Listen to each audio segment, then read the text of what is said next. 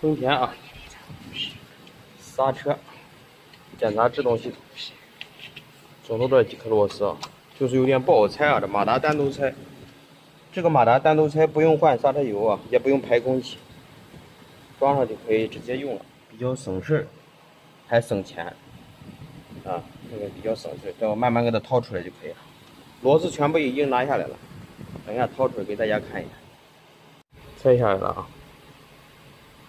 这个电刷跑了30万公里了，你说它的通病吧，车已经干了30万公里了，我们看看碳刷有多少了啊？基本上磨到跟前了，修一下。没有，杆子也很脏啊，给它处理干净，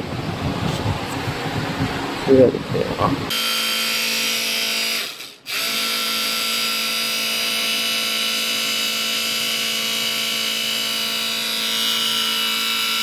OK， 关注小张，修车不慌。